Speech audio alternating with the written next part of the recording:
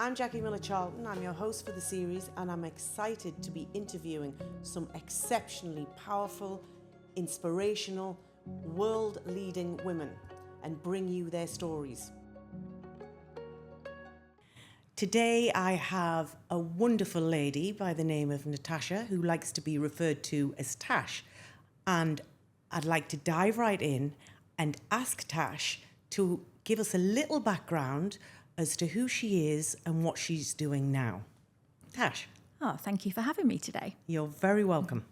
So yeah, I'm Tash. I don't go by Natasha much unless my parents are telling me off, which is thankfully a little bit less than it used to be. So yeah, I'm Tash. I am the founder of TishTash Communications.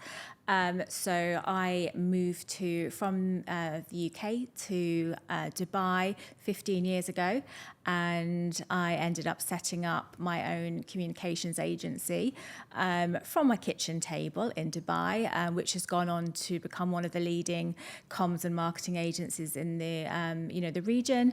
And today we have offices in Dubai, Saudi Arabia, and also a small presence in the UK. And yeah, that was kind of never really on my bingo card of life. It was never, but it is, I think, I've achieved more than I ever imagined I would. And Dubai and the Middle East has been, such a welcoming home, adopted home for me. Wow. Well, that's quite an introduction. I mean, incredibly, you decided to up sticks, move to the Middle East as a female. And I'd never been to the Middle East. Wow. And because there's so many myths about the Middle East, about it being a very male-centric place and females have no voice here. So clearly you have been instrumental in breaking down those walls. We're going to get into that a little later, Tash, but if I may, I'd like to take you back many years ago to where it all began, into the UK. So tell us a little bit about the early years and what was it actually when you were at school, for example, that you wanted to do? I always say that I'm the accidental entrepreneur. I didn't have, as a child, I wasn't that child wanting to have a business, wanting to do something. I was actually really, really creative. I was always, I loved art, and even my art teacher was begging my parents, make her go to art school. Few people, are successful in art, but she would, I really think she would be. But I was whilst I wasn't thinking more entrepreneurially, I was thinking I don't want to be a poor artist. So at the time I was going to be a lawyer. That was, I actually, I was, very swotty at school. I was really, I was that straight A student, and, went through, applying to Oxford. I was all set on going to study law. And then after, it was actually one of those, I think I believe that everything happens to get you in life where you need to be. And after having a bit of a trial studying law in my A-levels, I realised how very dry and how very not me it was. So I ended up then switching into psychology and going the academic route. So I definitely, there was not that calling for me early on. Although when I look back now, you forget things like I was that one running like a little kind of unofficial tuck shop at school selling things, so maybe there was a little bit of a sign. Yeah, definitely. Most certainly. I remember doing all those things. And it does start young, and it is in you, but because you're young, you don't recognize that. So, yeah, for sure. So you kind of went off-piste from the artist or the would-be artist to the academic. Yes. And to psychology, which is a fascinating subject in itself, I might say. What then turned you from an academic into a businesswoman? There was another off-piste moment. What happened? So there was loads of twists and turns. I was going to be a psychiatrist, and I did my degree, and then I was all set to do my sort of next stage. And then I realised if I wanted to be a psychiatrist, I was going to have to sleep in hospitals and do some of my study there. And I realised that probably wasn't what I wanted to do in my life either. So in that summer, my mum, who is very instrumental in who I am, she's a very sort of strong, kind of amazing woman, and she always, one of the things when I was younger, she told me, learn to type. If you learn to type, you'll always have a good summer job. And so I mean, even today, I can touch type really well, and I will say it has been a great help in my career, being able to type fast. So when my friends were all doing their university holidays, in sandwich factories or whatever, I had some really good summer jobs. And that summer, in between, I was supposed to be going off to do my next stage, my master's in psychology. I actually got a job in a marketing agency, and it was I went in doing admin in the summer, but I just really, really loved it. And then I ended up, by the end of the summer, I changed my topic for my master's, and I moved and I did it in marketing.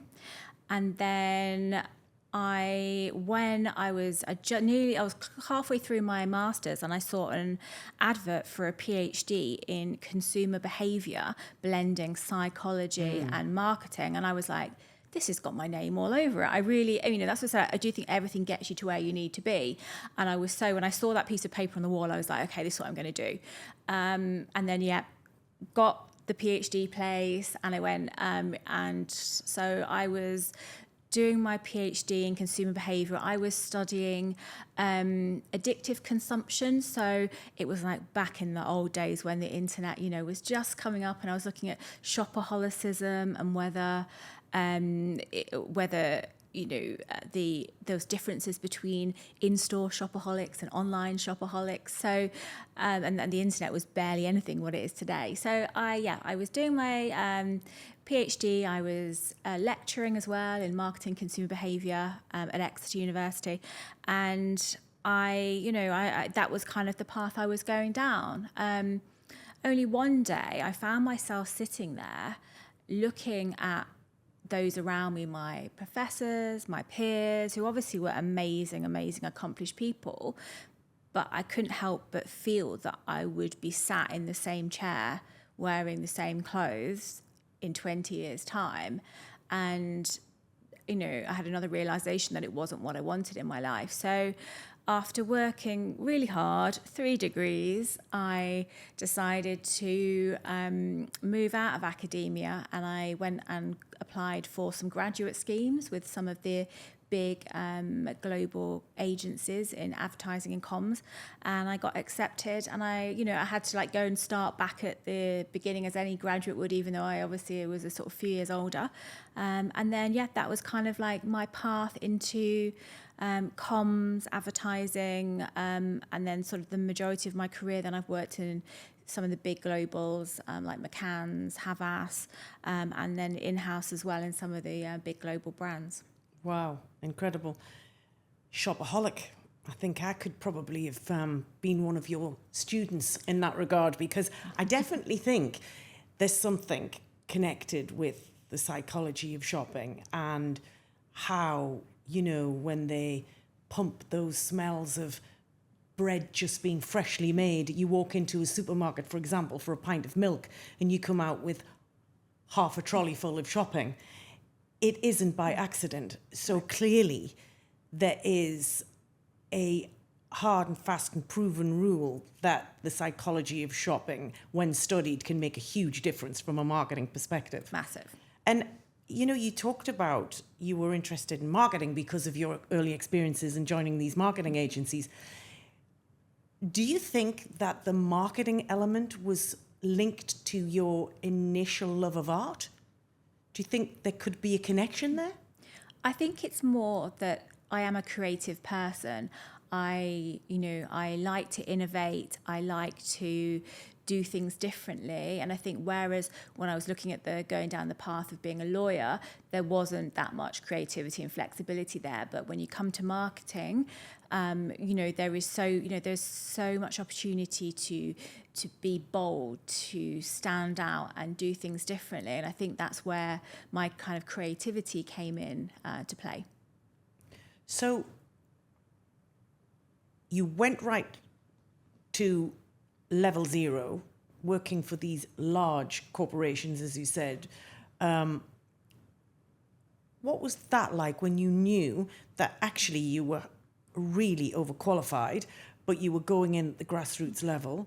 And what was your experiences, your early experiences of the bosses you worked for then? I think back then, I was, it was still competitive to get onto a graduate scheme. So whilst it was frustrating that part of me was, I could have been like 3 or 4 years ahead in my career. I was looking at my friends who I graduated with initially and looking how far they were all like probably in the starting to get considered for like sort of junior management roles and everything. And I obviously was starting at the bottom. So that was frustrating. But I just very much focused on, I always believe, that I just, I think, even though sometimes I'm quite a little bit quiet and introverted, I'm quite confident, I think, in my abilities. And so I knew I would probably fast track and get there. So I think, look, going in, my first experience was working for one of the global sort of network agencies. My boss was an former rugby pro. It was very much in the early 2000s. It was quite masculine, very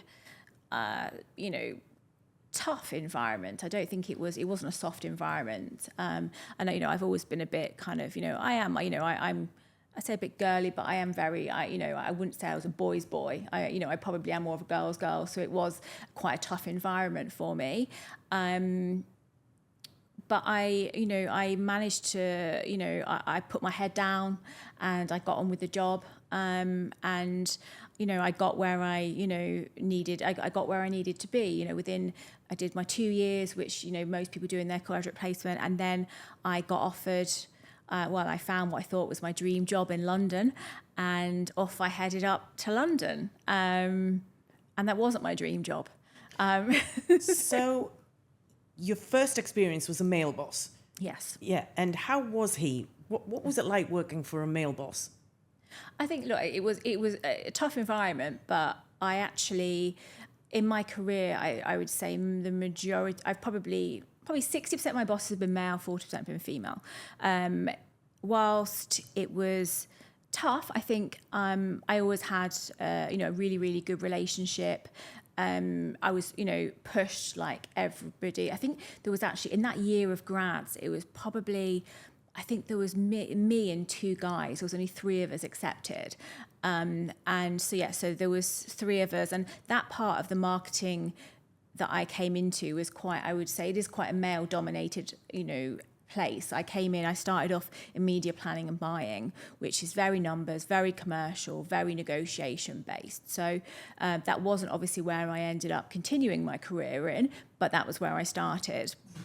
And so it was, it was a lot of, going out with the boys for drinks. But I always felt, my boss included me in like the rest. I mean, what I will say, I did have a really good experience, but I remember I think that first experience in a company where there was 3 of us, obviously 3 grads, and then it was like almost like getting through your training to then get into like the real job. And then they promoted one of the guys ahead of me, and I was so much better at my job. And it was that frustration at kind of like, the person he promoted was the one that he was out drinking with more and probably socializing with a bit more, and was a bit more having, the kind of guys banter. And I do remember it was all I could do not to walk out and leave thinking, this is so unfair. I'm like so much better at my job. And yet he's just given someone that's got the gift of the talk and everything.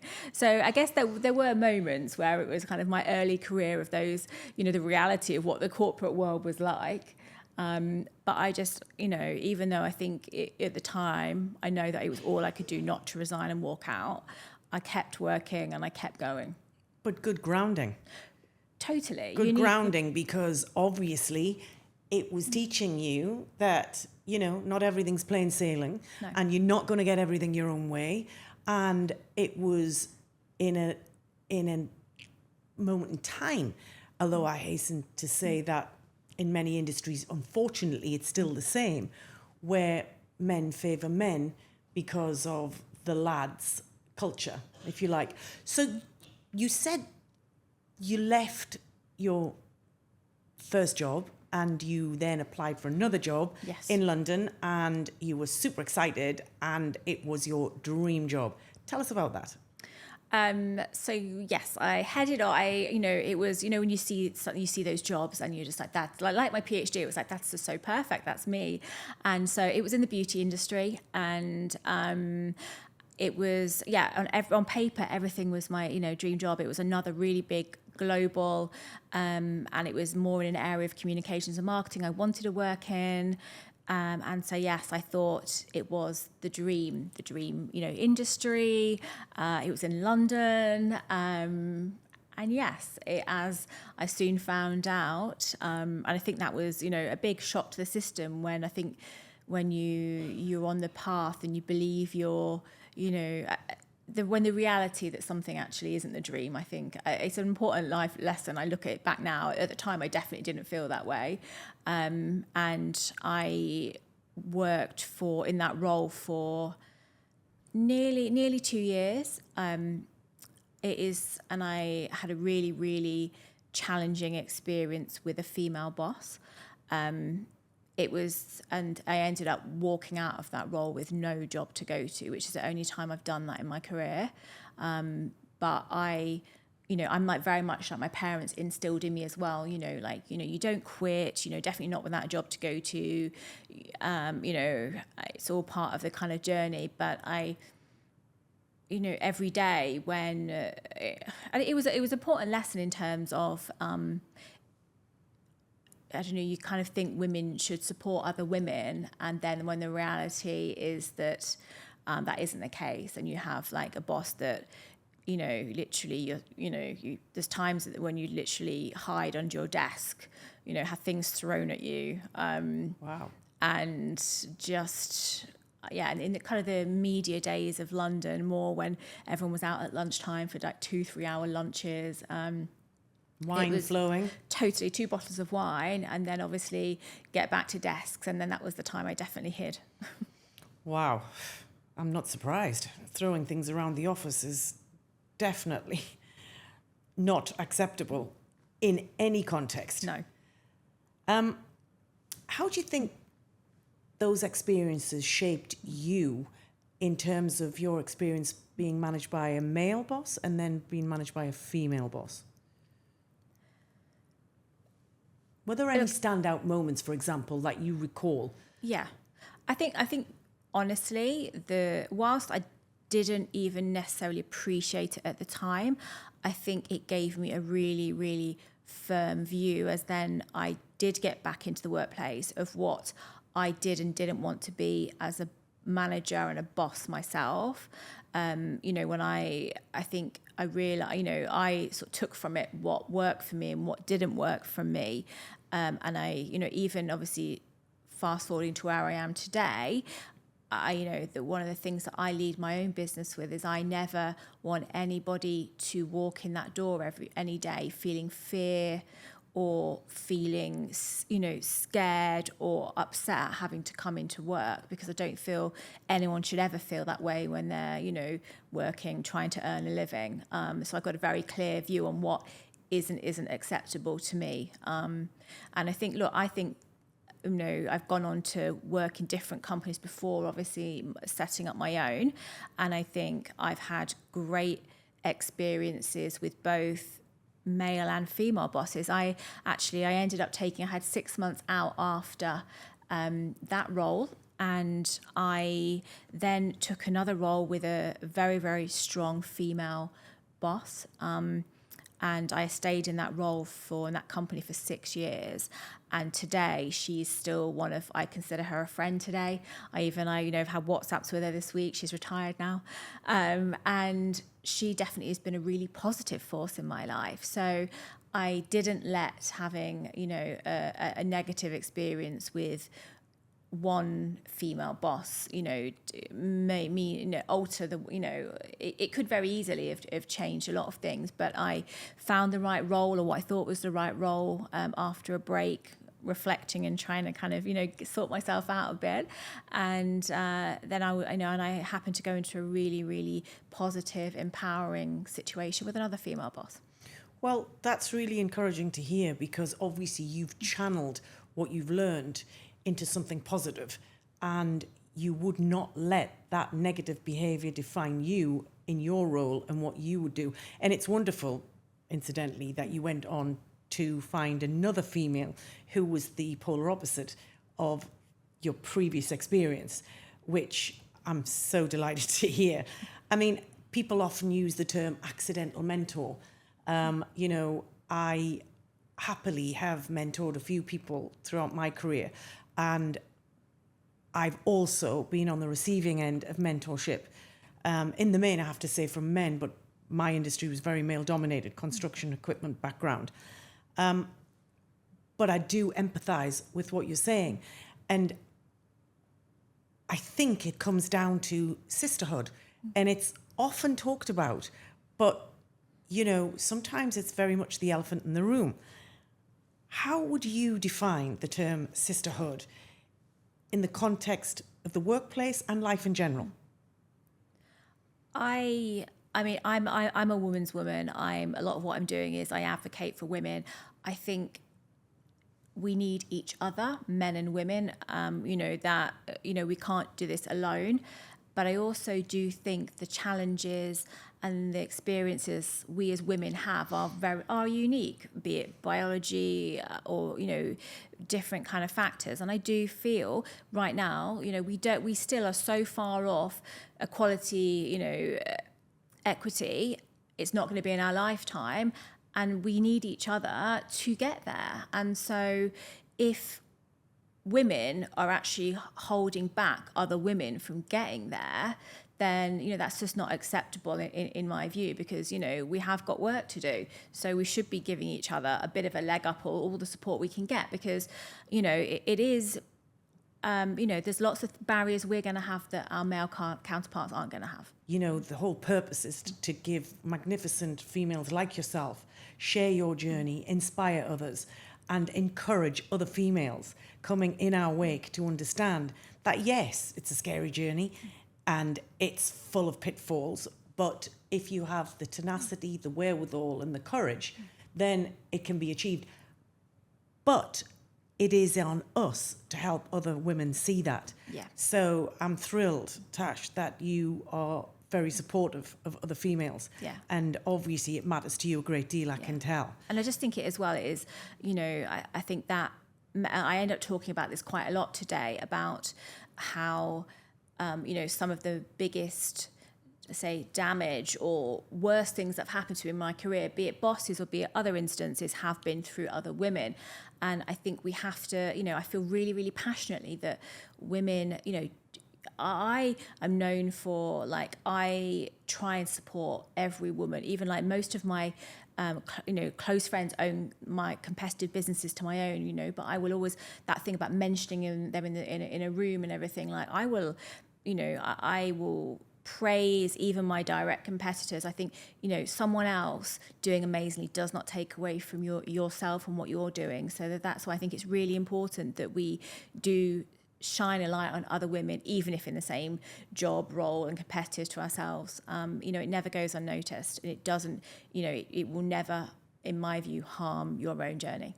I agree. And that's spoken with confidence. And obviously you have been the recipient of praise and the giver of praise. Can you remember a time where your mentorship to another female has made a difference to them? I think definitely. I think I spend a lot of time now. I get told off by my board advisors and my MD, for the amount of time I give to other people.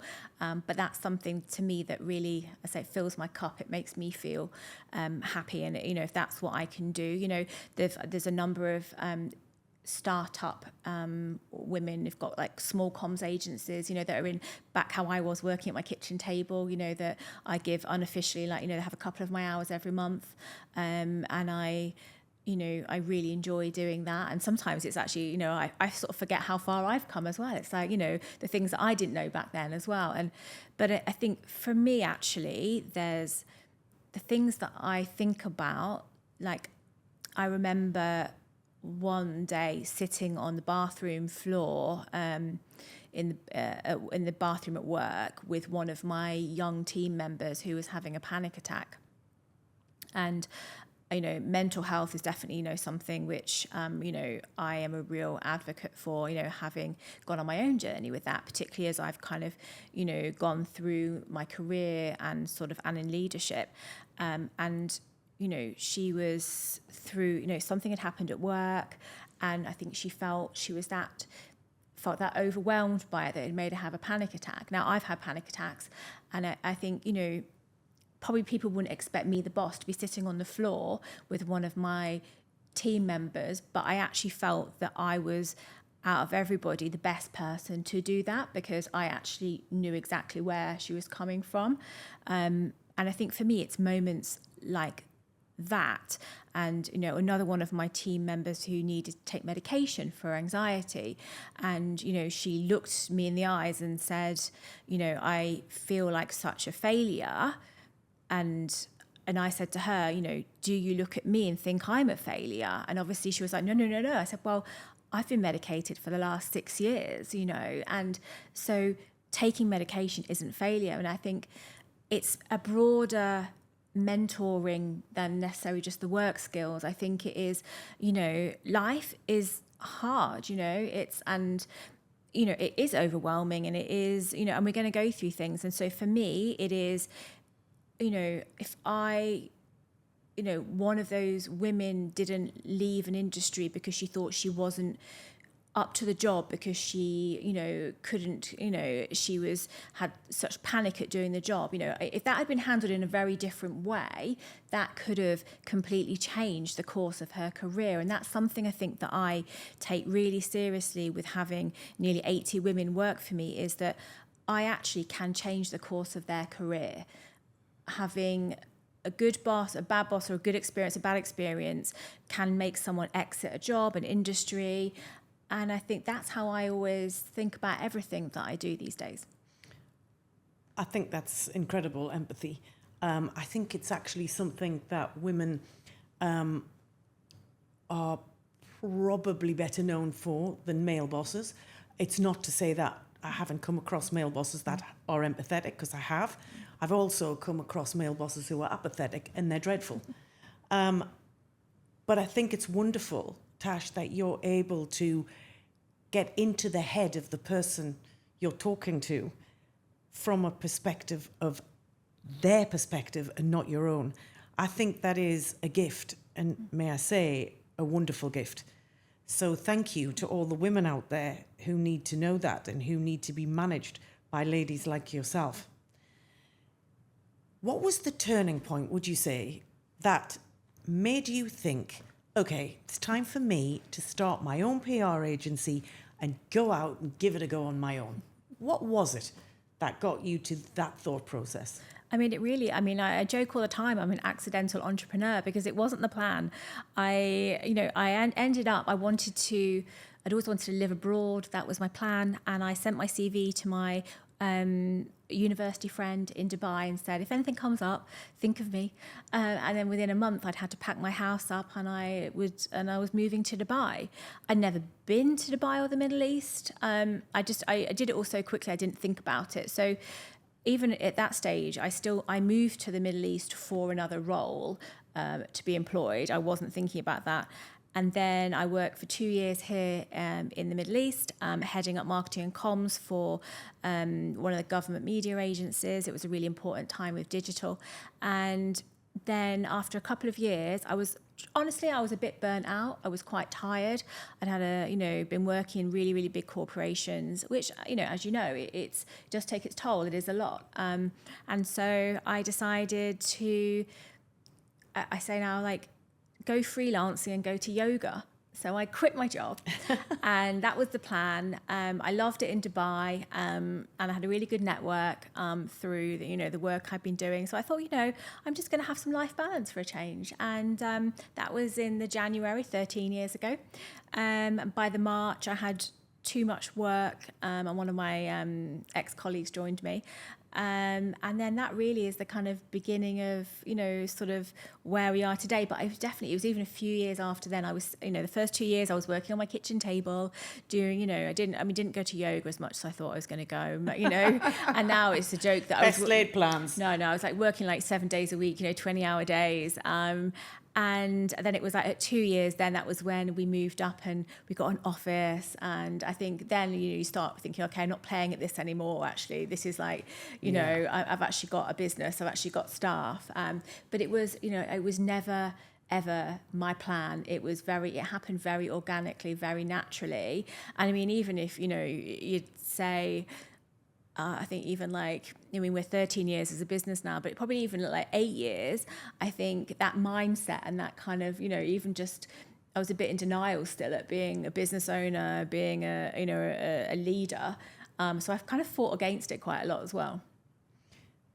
How did you fund those early years? Because very often entrepreneurs or startups are put off by the enormity of the self-funding or the how am I going to pay the bills questions, even working the 20 hours a week. How did you go about getting over those obstacles, those early obstacles? I mean, I just say now that having a business, and being an entrepreneur is one of the hardest things I've ever done. I've done a lot of, significant things in my life. I made the decision really early on that I wanted to be self-funded. Obviously when I started, I'd left a good job and I had savings. So I started off obviously, but everything we are still today, 13 years on, completely independent and self-funded, and that's something I've really fought for. I think everyone goes on the funding and investment route these days, and obviously there's definitely a place for that, but I really felt I wanted to be not answerable to anybody else and have that in my control. So, and it's definitely not been the easiest path. I've seen a lot of my friends who have got agencies and businesses and have gone through rounds of funding and they've been able to grow and scale a lot quicker than I have. And I've definitely had so many sleepless nights over cash flow and money. And I've definitely learned a lot of things the hard way, but I've done it, the fact that we have done it all ourselves and we've done it a bit slower, but we've just constantly reinvested. And I think the reality I see that a lot of people don't understand is, like, for example, I've had people that have started businesses and they come up to me and say, like, I've been working for 3 months and I still haven't paid myself. And I think, you've got to go into it. The reality is, even now, 13 years on, if we, need to fund, like last year we moved to new offices, it's, where does that money come from? It comes from your money. It comes from, you probably do have to pay yourself less or go without paying yourself for a while to do those things. So it is, I think you've just got to be prepared for that kind of, it isn't particularly, if you go down the self-funded route, you are going to have to, I think, what does it say, do the things that not everybody would be willing to do. And I have had to make a lot of sacrifices, for a long time, I wasn't on holidays or regular holidays, and I had to live very sort of frugally, but that was, I felt I felt so strongly that I wanted to be self-funded that actually there wasn't another path. I mean, on that subject, there is no one size fits all. No. Obviously it's about what business are you in, what funds are available, and why wouldn't people take advantage of government funding, for example, funding from Quangos designed for the specific industry that you're working within? Why not? Why wouldn't you? However, I think what's really important, and what you've said there, Tash, is particularly resonates with me, is the sacrifices that you have to make if you want to be successful. It's a long game. It's not a flash in the pan. And if you want to truly be successful in business, you have to be prepared to go without and forfeit those holidays.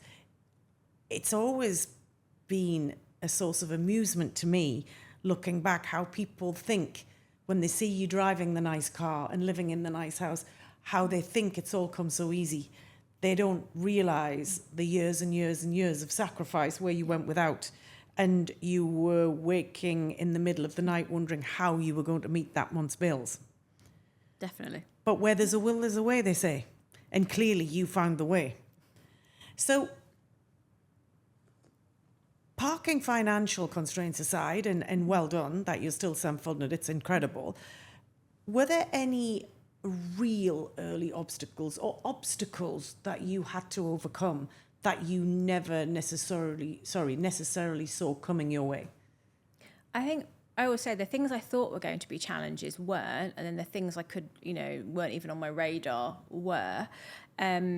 I think, the financial things and cash flow and all things like that, obviously, that I think is one of the biggest challenges.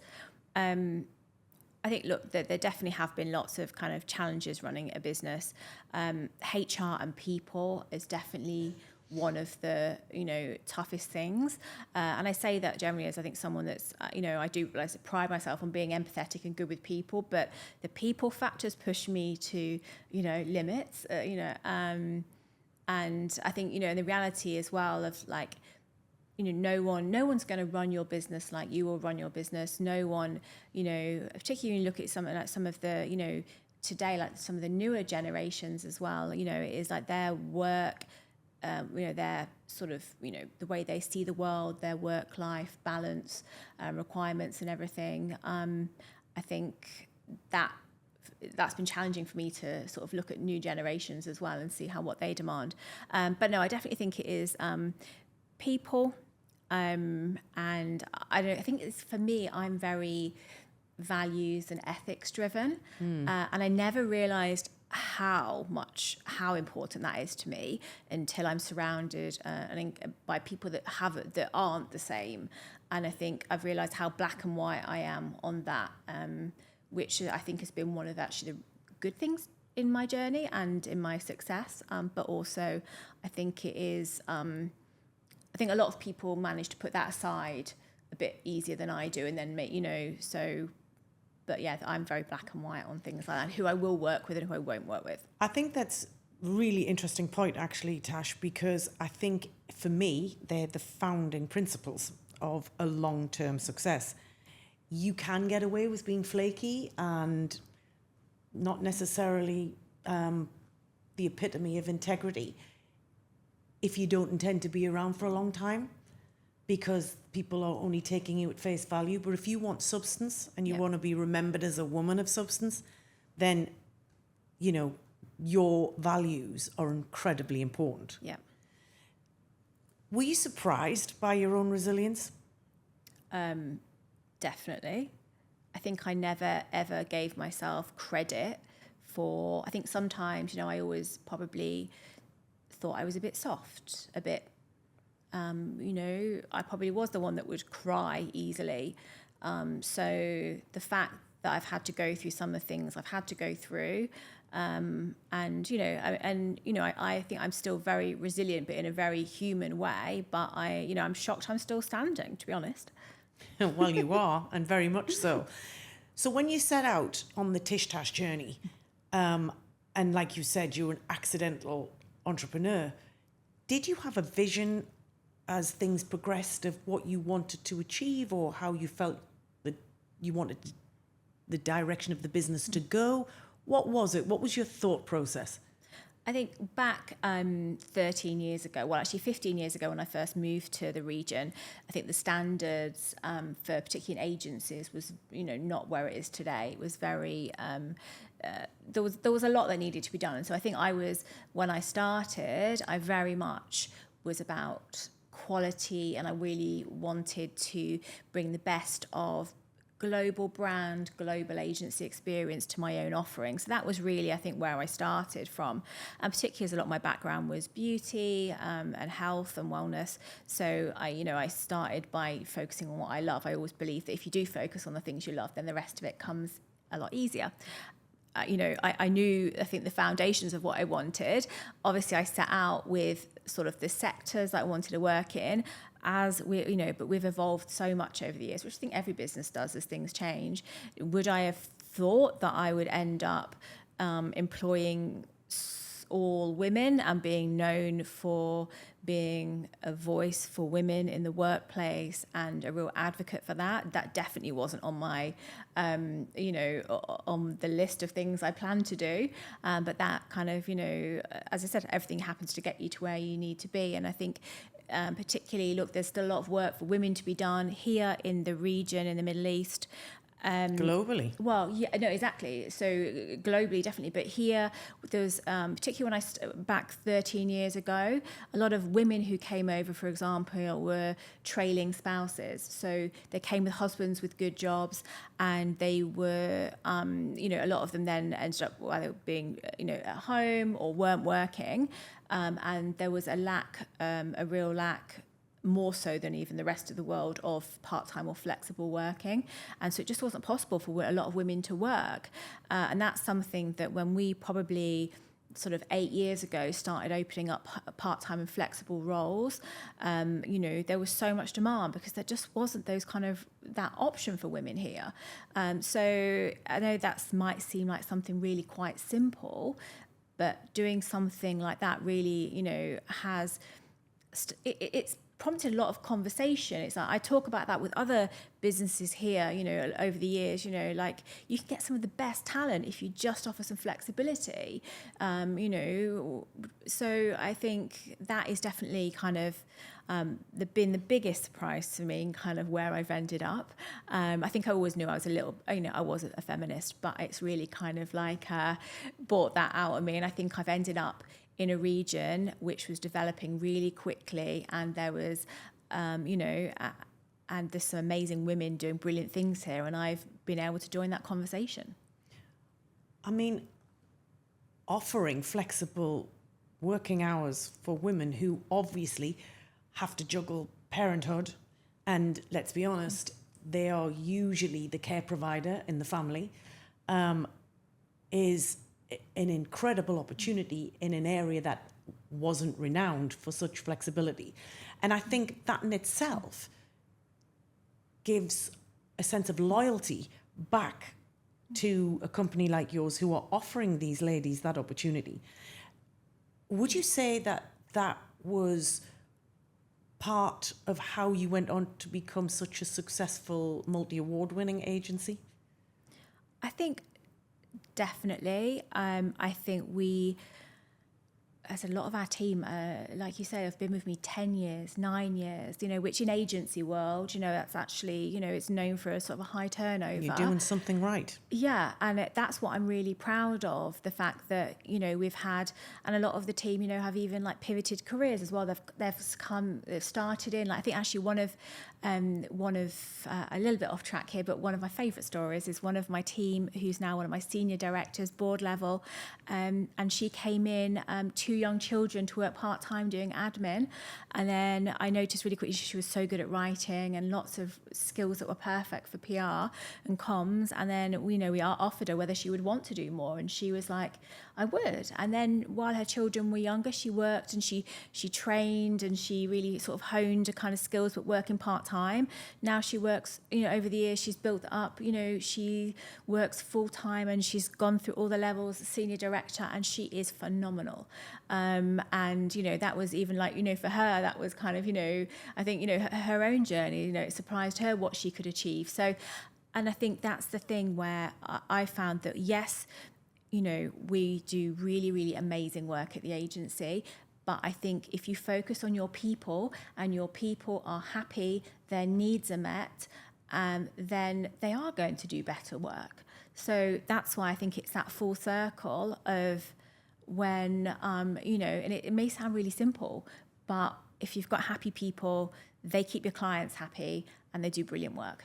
It really is, isn't it? It's not.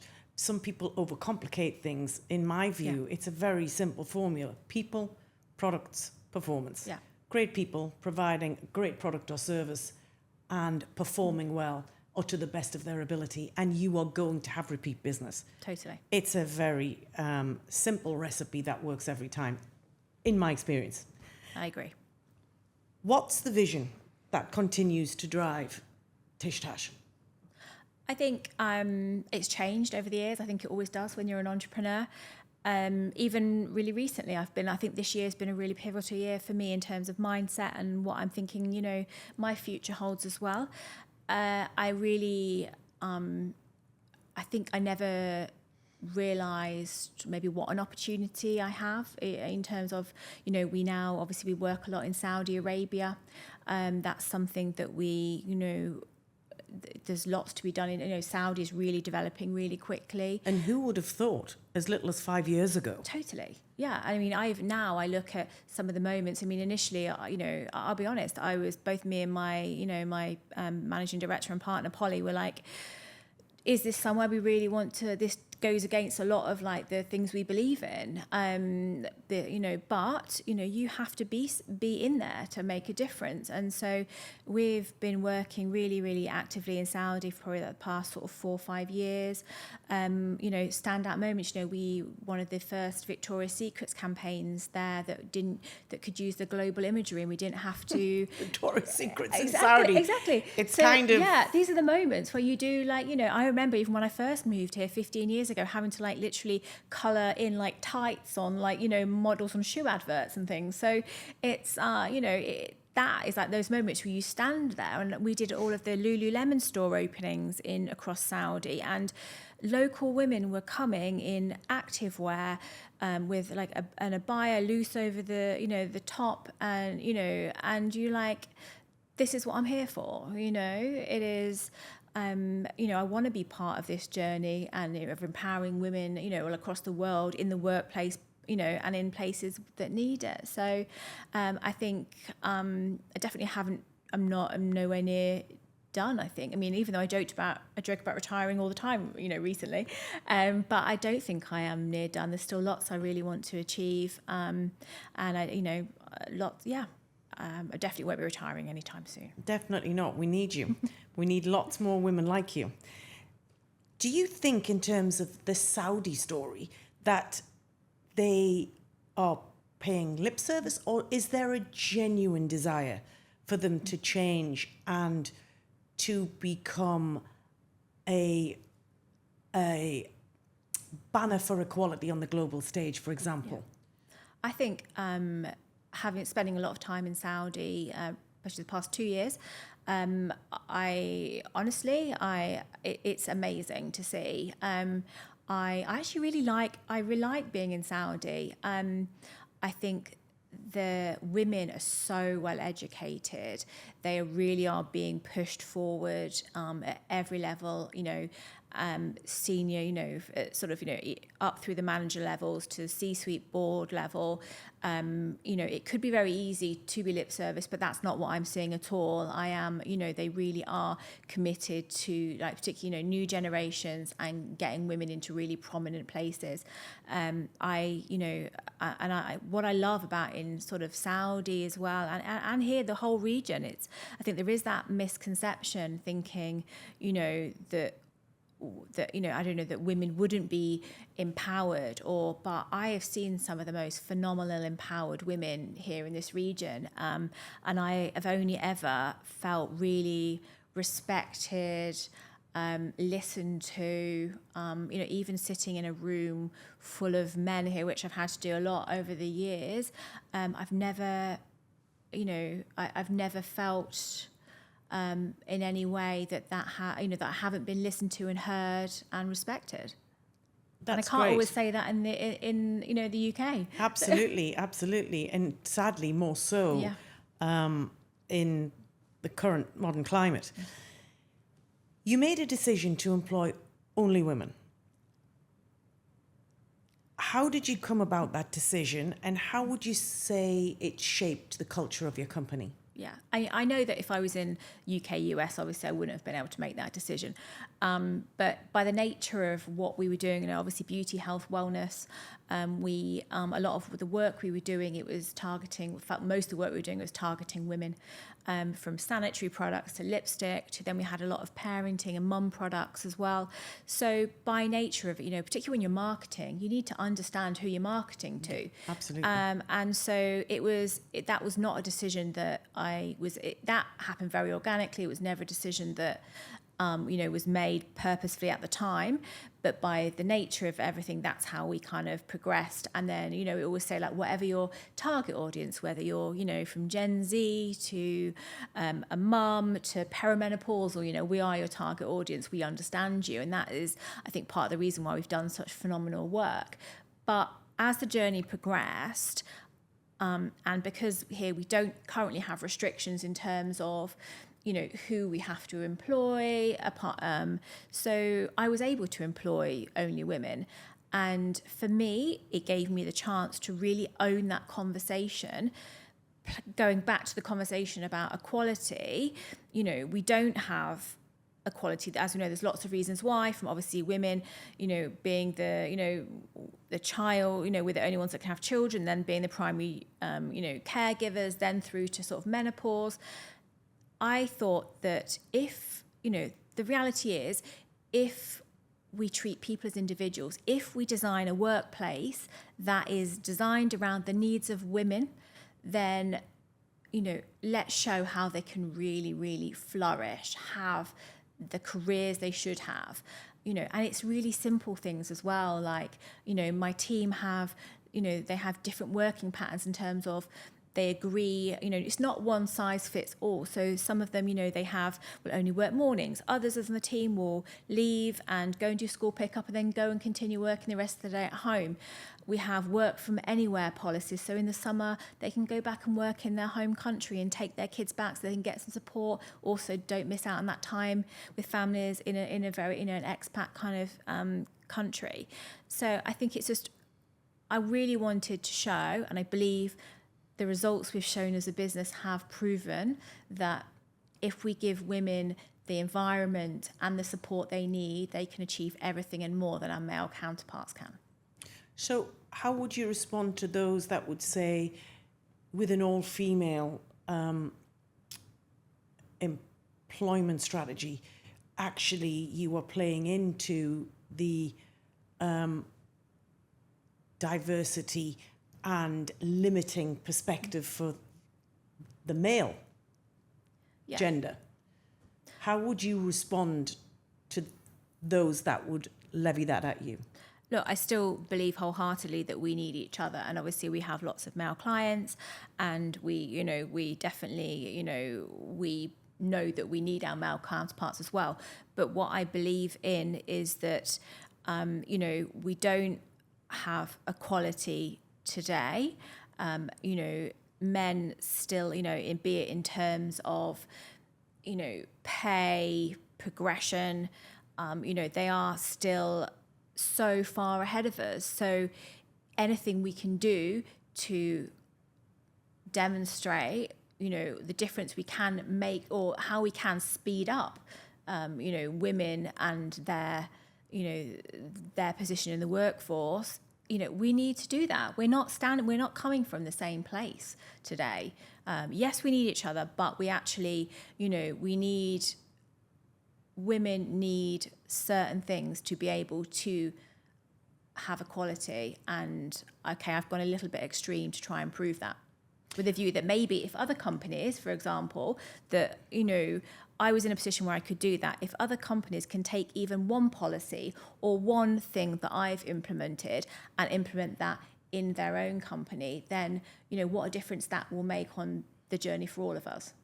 So TishTash's perspective on employment is to try and readdress the balance. It's not necessarily about that you don't believe collaboration works. You're a supporter of collaboration between men and women. It's just you would like to see more companies trying to readdress the balance, which clearly still exists across the world in terms of equality against women. Totally. Yes. Yeah. Okay. Well, that makes sense. Just changing the direction of the conversation, because I've spoken to many female entrepreneurs, and this is a really fascinating subject to me. Have you ever suffered, or do you suffer, imposter syndrome? All the time. I feel, part of me feel I'm really conflicted when it comes to talking about imposter syndrome now, because part of me wants us to stop talking about it, but then also it is really a real thing. No, I mean, I'm my biggest self-critic. Even now, people look at me and think what I've achieved, but actually, there's some days where I literally just want to pull the duvet over my head and think I'm not good enough and go back to bed. I think most women that I know in positions of leadership, and we all talk about the same thing, and it makes me really sad. But I take things from that as well, and I think that it makes me always wanting to kind of be the best I can be and work harder at, maybe honing some skills that I don't think, that I maybe need honing. But I definitely, imposter syndrome is sadly alive and well, even if I wish it wasn't. I saw this great illustration actually on a social media post only yesterday, and it had a chess piece, and in the chess piece was huge, but in the mirror it looked very small, and it just said imposter syndrome. And I thought that kind of summed it up. How do you overcome your imposter syndrome to carry on and to make sure that your business remains your driving force and it's everything that you want it to be and to grow into?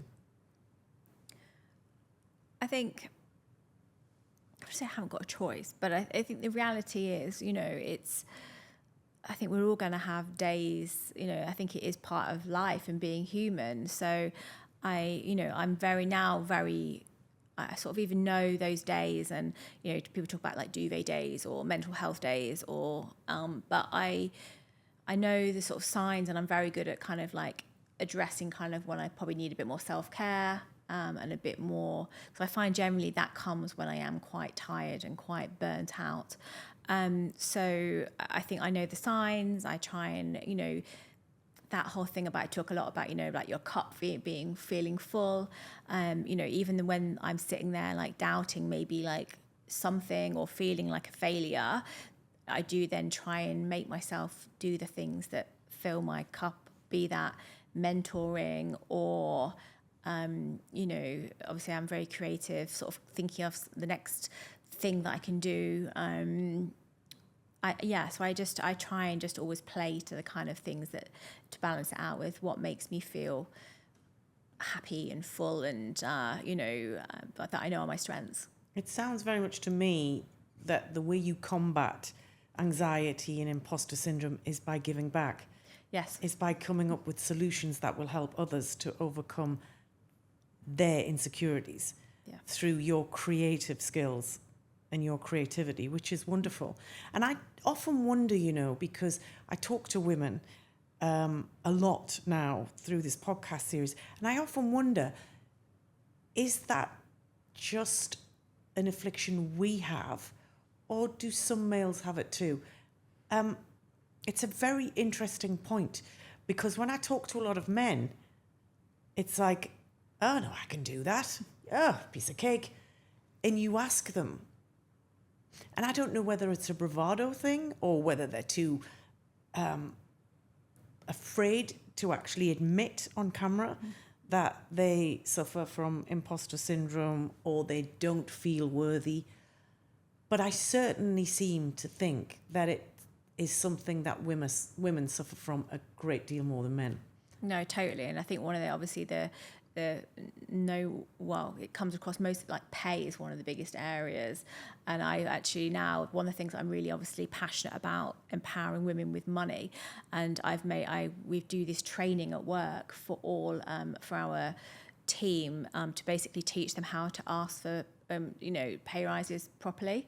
I mean, I joke, it literally does end up costing me money because obviously now they're all really expert at asking for pay rises. Great though, isn't it? But it's like, like rather than, like someone comes in and saying like, I want a pay rise, I've been sat in this chair for 3 more months, I need more money. It's like, okay, you want a pay rise, so that we've taught them all how to pitch for their, to show their worth and to kind of pitch for that, and they know now. And so it's that's something that I actually that makes me really happy in a way when I'm sitting there with someone else wanting a pay rise. I was like, damn, I did it to myself. So, but it's really important. It is important, and it's wonderful that they're able to feel empowered.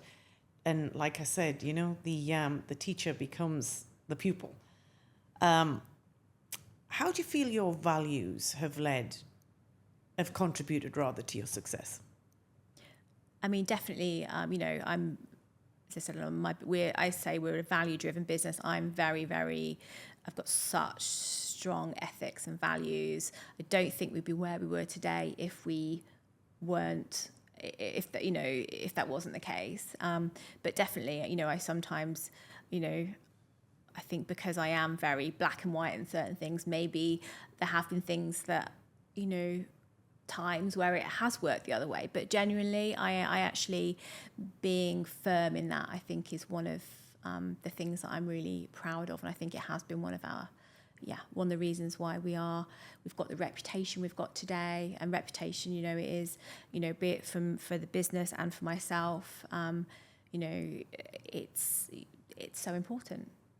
And your vulnerability has helped you become a better leader, do you think? Definitely. I mean, I think I'm known for being really open, honest and transparent. That's something that I think even my husband probably wishes I was a little bit less open, honest and transparent. But I really think I want to dismiss the myth that, you can, a strong leader can be open and vulnerable, and, that, I've sat, I've actually cried in front of my team before. I think it's actually a sign of strength to be able to be really vulnerable. I think DISMITH is a great new acronym, actually. Middle East isn't the easiest of places, and as we've talked about, it has this mysticism about being very difficult. Do you think the cultural challenges that you faced here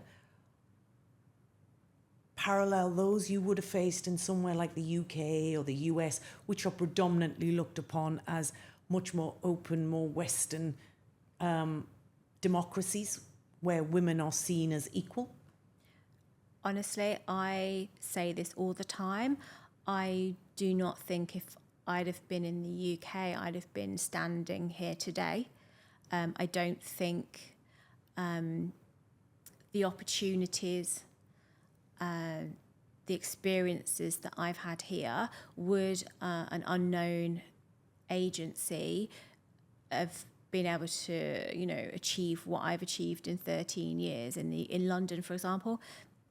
Unlikely, really unlikely. Agencies are very, particularly independents, and just, back, especially 13 years ago, we're not getting considered for, the pitches. I think we were like just over a year into business, and we got considered to work with the whole of Johnson & Johnson group. That would never have happened to me in London. And from that situation, we won all of Johnson & Johnson for 6 years. And then obviously, then when you have brands like that, then more follow.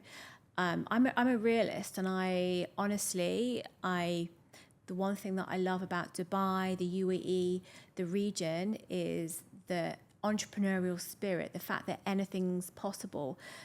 You will, opportunities come around, and I've never felt that my gender has actually, apart from obviously I've chosen to play into the kind of like the conversation with women in the workplace, but it's only ever been an amazing, empowering place for me, and one that has made a lot of dreams come true for me that I wouldn't have had if I'd been in the UK.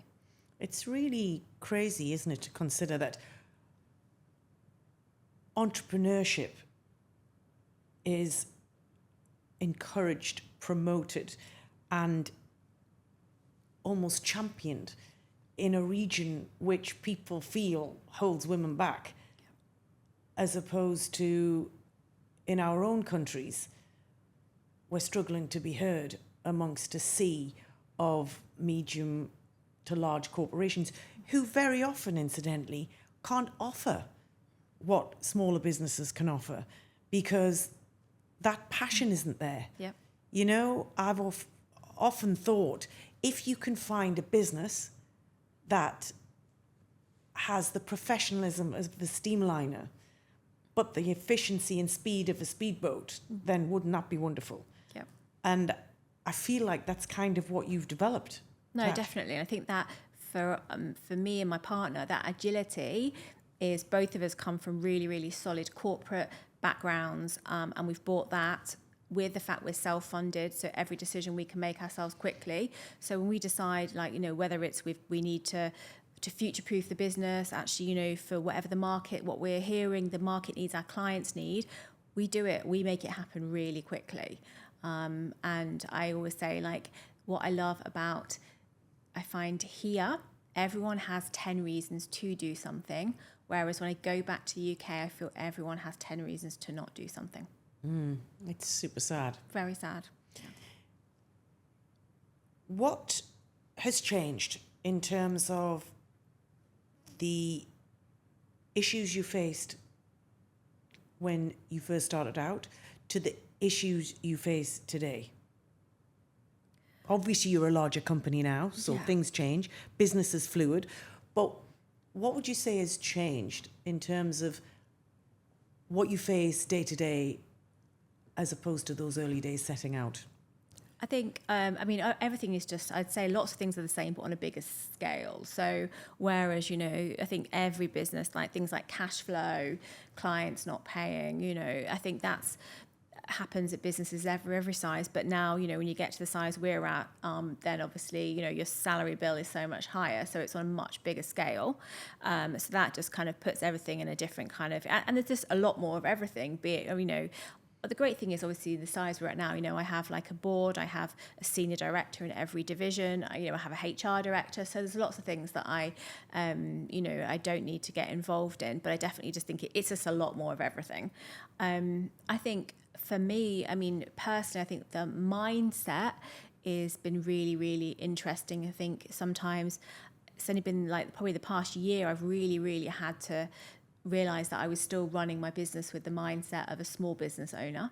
And I think that's something that, and it is, and I love, like, I love the day job. Like, you know, if I always say that I got into my business because I actually love being, you know, communications, and I love being a publicist. And if I could just do the day job, I'm super happy. But obviously that isn't where I am now, although I always try and keep my hand in because it does make me happy.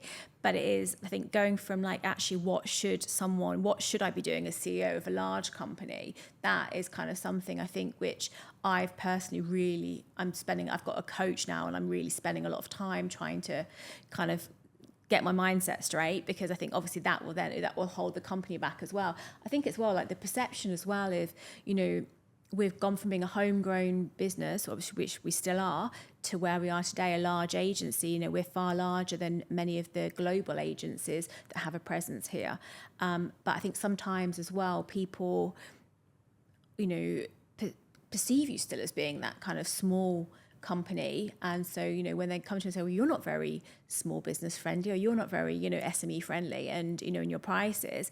So I think that's something, you know, the past few years we've kind of, you know, as we've evolved as well, it's kind of that perception of who you work with and changing your client portfolio and evolving as a business as well has been quite interesting. And then when you know, we've got lots of team that have been with us for 10 years. We've also still got lots of clients that have been with us for like 11 years, 10 years, which, you know, I'm really proud of. But then sometimes along the journey, there comes a time where, you know, you can't work with them anymore because it almost costs your business to work, you know, to operate them. And I think that's a really, really, it's a strange time as well when you have to part companies with businesses that you can't work with anymore. Absolutely, but that's organic. Yeah. And, you know, one of the big things about growing a business is that we often, as business leaders, can become our own Achilles heel if we're not able to make those changes. And so coaching people like yourself who are sat in that role who've come from the foundation of nothing and have built something really incredible and something really successful, then sometimes we have to get out of our own way. Yeah. And we have to be that helicopter view, looking down and seeing which path we're going to take, as opposed to all roads lead to us. Because very often we can take on too much, we can suffer from burnout with all of the best of intentions. Sometimes one of the best things is learning to let go, as I'm sure you've been working hard at. Yeah. So that you can get more time to work on the business as opposed to in the business. Yeah, no, that's definitely, learning to let go and step back, and, let my amazing MD and my amazing team run with it it's definitely that. It is that's one of the things, no one could have prepared me for how hard that is. It is, because it's your baby. Yeah. And it's like handing your baby over to someone and letting and watching them. And maybe they're doing things the way you wouldn't, but it doesn't necessarily mean that's wrong. No. And I'm not very good at doing nothing. And it is just trying to find new ways to use your time as well, which is most valuable for the business, but also like yourself and what you want to do in the future. How have failures played a part in your success? I think failures to me, while some of them obviously will take you to the floor, and you would think you won't get over, I think they can be some of the most pivotal moments, in your career or life. I think even, if I go back, going back to that first time where I quit a job without a job to go to. Now that to me at the time felt like a terrible failure, but ultimately I was actually looking back now, I know that I was going down a sort of a path and a career potentially, or an area that it actually wasn't meant for me. So, I think I look at everything now, every failure is like that, that chance to learn, and actually is helping get you to where you should be. There's times as well, like if I think, that there's when, for example, we were working, obviously had Johnson & Johnson Group for a long time. They were like about 80% of my business. And then something completely out of our, agency world and everything, so a decision was made. And so we lost that account. And I guess that for me, even at the time, felt like such a huge failing. But actually, it was a big lesson about not having 80% of your business in one client, and actually having it spread more equally. And I learned from that. I've never, that we've never been in that situation again. So I just think of every failure, I do try and even, let myself, lick my wounds for a bit, and then I pick myself up and, what can I learn from that and move forward. Someone once said to me, negative know-how is expensive to learn. And it's exactly that. But if you look at your failures as opportunities of life lessons and learning from them and making sure you don't make those mistakes, then very often they can go on to be pivotal moments. No, definitely. How do you stay inspired, and how do you avoid burnout in such a very, very busy, dynamic industry? I surround myself with the right people. I think that is really, really important. I think my circle has changed quite a lot since obviously I started. Like I'd say probably 90% of my friends now have businesses. So I surround myself with people that are on a similar journey, or, or we're very, we're can-do kind of people. I find I like to, surround yourself with the right people. Like-minded. Yep. I think, I always try, and I think it's really important just to kind of keep learning as well. Never kind of sit still. Even now, the digital world, particularly where the comms industry is heading now, sometimes it blows my mind. So I kind of, I think it's really, crazy. I think that training and development is really, really important. In terms of burnout, look, I think another one that I've learned the hard way over the times. I have really, really pushed myself to every limit. And I think, for so long it was 7 days a week, 20 hours a day.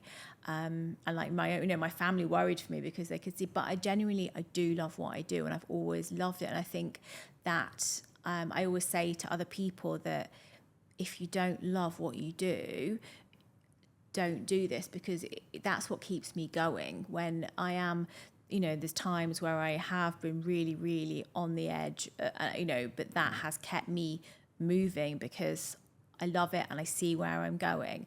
Now, look, as I said, learned everything the hard way. I definitely have learned the things that, I need to kind of keep myself functioning. Like, thankfully, I don't work 20 hours a day the majority of the time now, although if I had to, I would. But I know I'm really, things like sleep is really, I'm really very committed to sleep. And, all the kind of things like, exercise.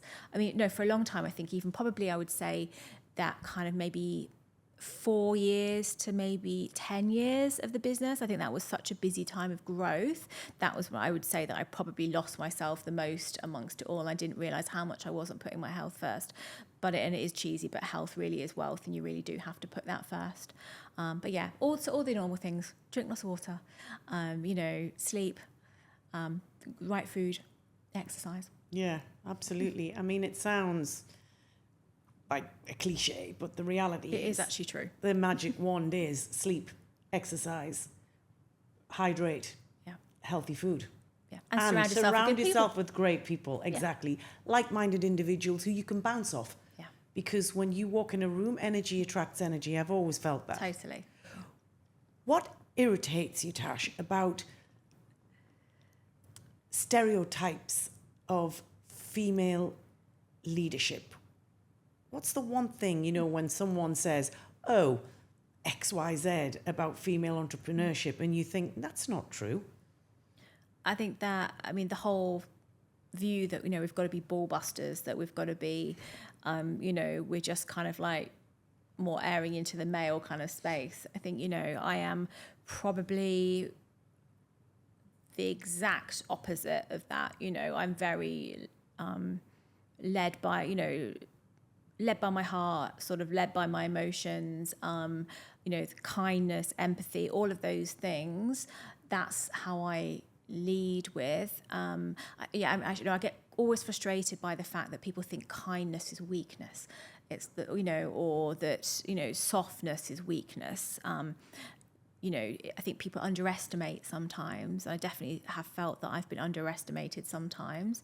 But I definitely think some of the most amazing leaders and phenomenal women are very kind, soft, empathetic, and are definitely not ball busters.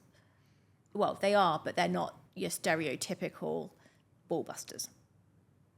Passion, empathy, kindness, they can be silent but deadly strengths. Yes. When applied in the right way, is what you're saying. Yes. Do you have a business role model, male or female, that you feel has helped you on your journey, or that you've listened to, or that you've read and something about their story has resonated with you?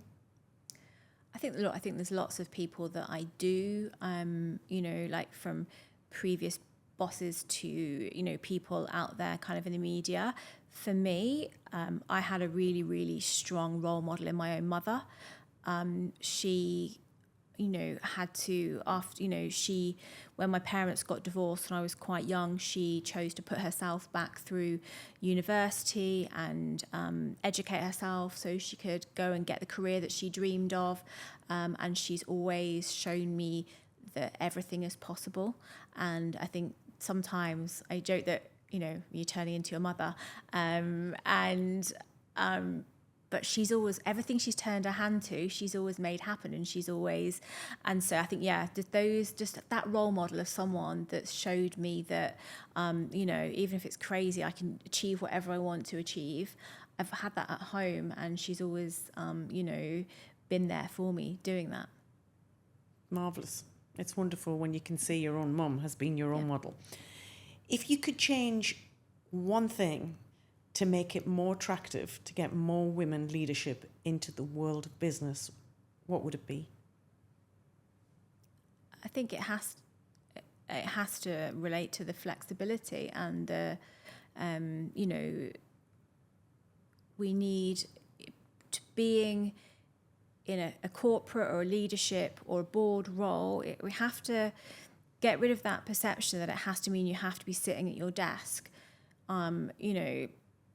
12 hours, 18 hours a day, to be doing that role brilliantly. It could be, it could be a woman working in the mornings, going home, breastfeeding her child, picking another child up from school, and then in the evenings carrying on in her own, but everything gets done flawlessly and brilliantly as, around the needs of her life. I just think, we don't all, I think if COVID taught us one thing, it is that we don't all have to be sat at a desk in an office to perform. And I think we have to sort of, the workplace and the stereotypes around work generally have got to change for sort of the modern day. I think that's very much based around trust. Totally. Trust from you and trust from them that you will do right by each other. Yeah. I think that also has to be encouraged. Yeah, I think I'm saying, I'll say, if you don't trust someone, don't employ them. I think I go from a place of, with all of my team, sending them off to work in another country or wherever versus working from, hybrid, working from home. I give them that trust, and with a view that, that's a given, and then they do with that what they need to. You can't operate from, the reverse. So. Yeah. Where do you see TishTash 10 years from now? I think, as I said, my view has changed. There's still lots we have to do. I would like to build up a bigger presence in the UK as well. That is obviously my home country. And so then, obviously I'd love to be able to split my time as well between here and my home country. But I just, I think we're agile, we're future-proofing the business really well. So I really would like to, see it continuing to be strong. I think, for a long time, I obviously have focused on, saying, when I sell my business, when I retire. But my views on that are changing today as well. I feel that, I feel like retirement's bad for us. So I think I'm changing my view on all of that. Maybe that's what comes with getting a bit older. But I definitely think that I would, I want to be in the business, even be that as chairwoman and, in a different role. But I love what we've created, and I really want to continue that. Fabulous. So TishTash, bigger, better, stronger, bolder. Yes. Love that. What do you wish you'd known before you set up your business that you think may have made a difference to you?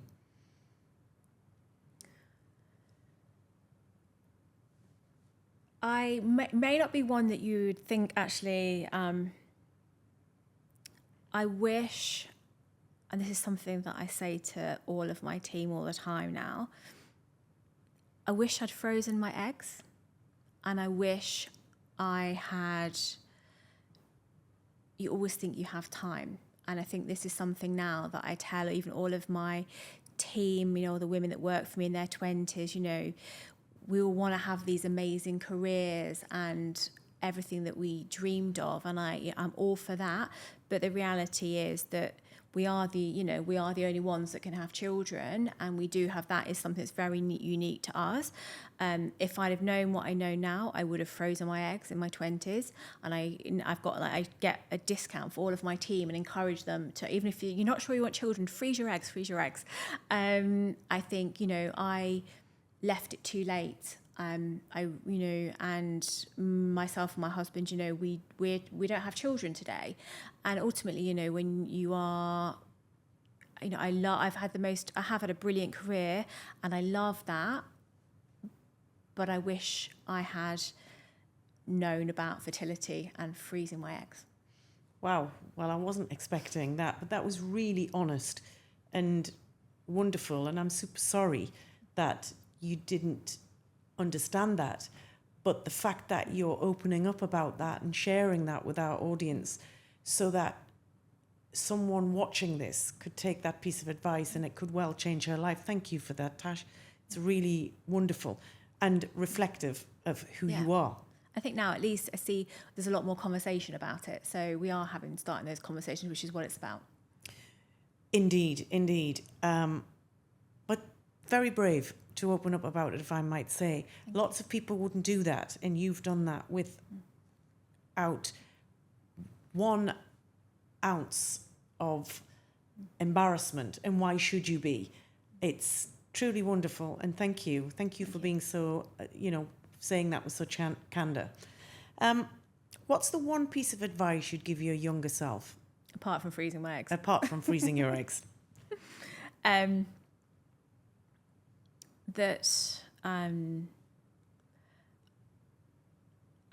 I think that kindness is a strength, and completely actually.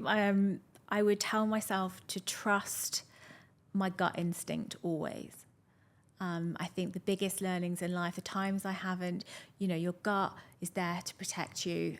It's when you don't, every time I haven't, it's got me into trouble, or it's put me in situations that I shouldn't have been in. So trust your gut. When everything in your body is telling you don't do something, don't do it. It never lets you down. I completely concur, to the fact that maybe 7-8 years ago now, I even had a dream about what I shouldn't do, and I went against it because I'd already made a commitment to this person, and because my values are based around integrity, I went against everything my body physiologically was telling me, and it was a disaster. So I completely concur, Tash, completely. So anybody listening to this out there, please trust your gut. Trust your instincts. Looking back at the achievements you've had today, which of those, or which one is the standout that you're most proud of? I'm really, really proud of the fact that I provide jobs and income for nearly 80 women. I think that, to me, out of everything, the journey really, really is about the people. And if I look back, and yes, there's awards, and yes, there's, amazing clients, but everything that makes me smile and makes me feel happy about this journey, it's finding, my MD, who's now, my partner in the business, who I love spending time with. I look forward to going to work to see her. It's about the fact giving livelihoods to so many people and supporting their families. I think that for me is, really what makes it worthwhile. That's really beautiful, really beautiful. What's the one message that you'd like every listener to take away from your story? I think anything is possible. You really can even fly to a country you've never been to before and create a dream life for yourself, a business you never dreamed of, meet a husband you would have never met in another country, amazing friends. I think even when scared and when, it all seems a bit crazy, I think anything is possible. Live your dreams, however cheesy it sounds. I think you just have to take a step. Grasp the opportunity, and don't be defined by gender. No, definitely not. We can be an astronaut. Exactly. Women are amazing. We can be engineers. We can be everything. We can be anything we want to be. Yes. There's no such thing as a male-dominated industry. And finally, Tash, what does being an Iron Lady mean to you? What does it represent? I think it means so much, but I think it is resilience. It is, I think everyone's going to be, life, you are going to be knocked. You are, there's going to be, good times, bad times, but I think it is that just, keeping moving forward, getting yourself up the floor, off the floor, and, dust yourself down and keep going. I think that really is what it is about for me. So resilience, and resilience. definitely. Well, Tash, I've absolutely loved hearing your story, and I think you have done a remarkable job, and I am super proud of you. You should be proud of you and your achievements and everything you've done for many, many, many women. I really can't give you enough plaudits. It's incredible, and we need much more women around the world like you who believe in the worth of women, because you really are our superheroes, and we owe a great deal of gratitude to you and all of the women who are doing the job you're doing in making women believe in themselves. And that's what Iron Ladies is all about. So thank you, Tash, once again, for being a truly wonderful guest on the show. Thank you Thank so you much. so much.